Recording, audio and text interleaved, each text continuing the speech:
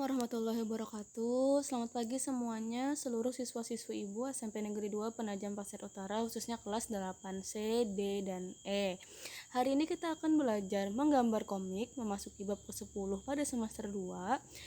Baik, sebelum kita melaksanakan pembelajaran hari ini, alangkah lebih baiknya kita berdoa menurut agama dan kepercayaan kita masing-masing. Berdoa dimulai.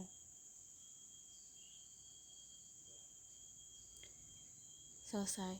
Nah, untuk menggambar komik pada hari ini, kita bahas dulu sedikit ya. Apakah kalian sudah pernah melihat komik? Oke, akan Ibu tunjukkan bagaimana contoh gambar komik. Nah, pasti kalian sering sekali melihat ini, baik itu di buku maupun di kertas. Pasti banyak ya. Nah, kalau kalian sudah melihatnya, maka kita akan masuki materinya. Nah, bagian yang pertama adalah pengertian komik. Komik merupakan salah satu sarana menyampaikan pesan melalui gambar. Jadi kalau kemarin kita sudah belajar yang namanya poster. Nah, poster itu juga merupakan salah satu sarana untuk menyampaikan pesan. Jadi, menyampaikan pesan itu bukan hanya melalui kita berbicara langsung, bukan hanya lewat telepon, bukan hanya lewat chat, tapi juga bisa melalui poster dan juga bisa melalui komik. Nah, di dalam komik, selain gambar juga terdapat dialog. Intinya, komik adalah cerita bergambar. Sekarang, apa bedanya Bu antara komik dan poster? Bisa kita lihat dari gambar dua ini. Gambar yang ada dialognya itu disebut dengan komik. Sedangkan gambar yang di sebelahnya yang hanya ada gambar dan tulisan dan atau pesan-pesannya aja disebut dengan poster. Nah, perbedaannya lagi, kalau poster itu lebih ditekankan dari kata-katanya, sedangkan kalau komik lebih ditekankan dari tokoh atau karakternya sesuai dengan temanya. Sudah paham kira-kira sampai sini ya mengenai pengertian komik? Berikutnya kita akan memasuki yang namanya macam bentuk dan ukuran komik. Oke. Di sini pasti banyak sudah yang pernah melihat komik ya. Komik dibuat dalam berbagai macam ukuran sesuai dengan kebutuhan pasar. Ada komik yang dibuat dalam bentuk buku, tetapi ada juga yang dibuat dengan cerita pendek atau hanya selembar kertas. Nah, dari gambar bisa kita lihat ada buku, ada yang cuman kertas aja. Oke. Nah, dengan perkembangan teknologi yang sekarang ini, membaca komik itu tidak hanya bisa dilihat di kertas atau di buku, tetapi juga dapat diakses melalui online dalam bentuk webtoon. Seperti yang gambar bawah itu ya. Nah, jadi sekarang ukurannya banyak, ada berbentuk buku, ada berbentuk kertas, dan ada berbentuk digital.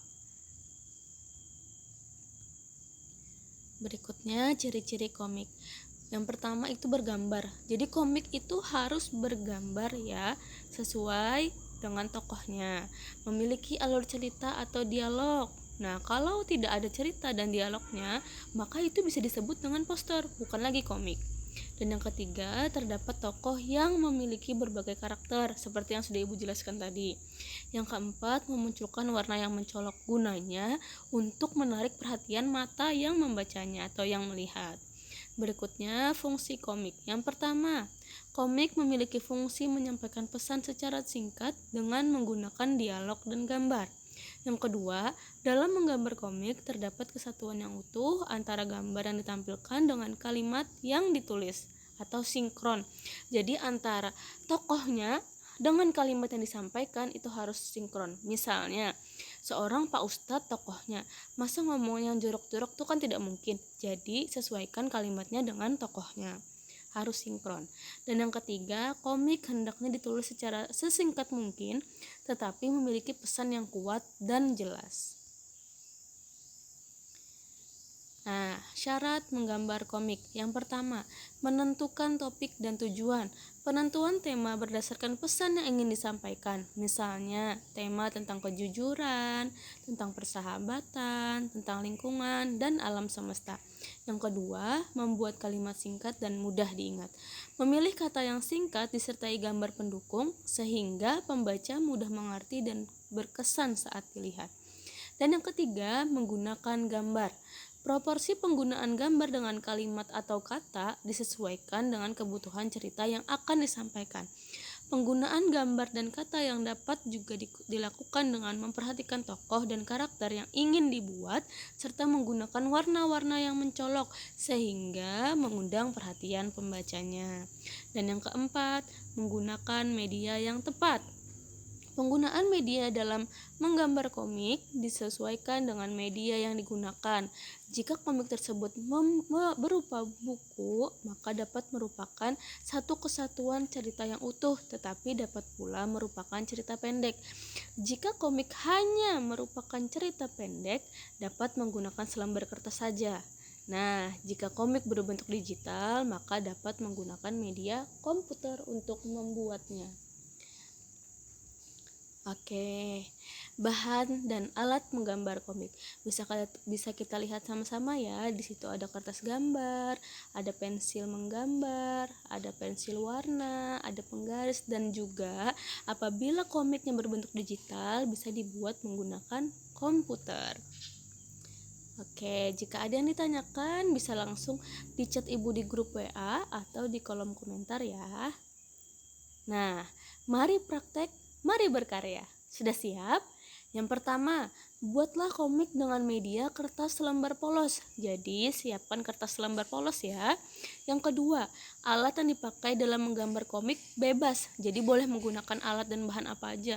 Boleh menggunakan pensil warna, boleh krayon, boleh penggaris, boleh penghapus, dan boleh apa saja sekreatif mungkin. Yang ketiga, jika nomor absen kalian angka genap, maka temanya adalah pendidikan atau persahabatan. Nah, itu kepotong ya. Pendidikan atau persahabatan. Jadi jika kalian absennya genap, boleh pendidikan atau persahabatan. Dan jika nomor absen kalian angka ganjil, maka temanya kesehatan dan permainan. Nah, itu kepotong juga, maaf. Kesehatan dan permainan. Nah, yang poin keempat, silahkan pilih salah satu tema sesuai dengan nomor absen. Misal, nomor absen ibu genap, maka ibu bebas memilih antara pendidikan atau persahabatan, pilih salah satu. Begitu juga yang angka ganjil ya. Nomor 5, tentukan nama tokoh dan alur ceritanya. Misalnya, ibu akan memilih pendidikan, maka di sana ibu akan memunculkan tokoh guru dan memunculkan tokoh siswa. Apabila ibu kesehatan, maka ibu contohnya akan memunculkan tokoh dokter dan tokoh pasien. Misalnya, ibu bikin alur ceritanya. Yang keenam, warnai komik dengan warna yang menarik perhatian. Oke. Yang ketujuh, kumpulkan karya dalam bentuk foto di Google Classroom. Itu kodenya, silahkan join terlebih dahulu apabila kalian belum join. Yang delapan, mengumpulkan karya wajib menuliskan nama lengkap dan kelas. Oke, selamat berkarya. Terima kasih banyak. Semoga hari ini berkaryanya bagus, berkaryanya dari hati. Semoga dengan berkarya hari ini dapat memunculkan inovasi dan kreatif kalian. Amin, amin.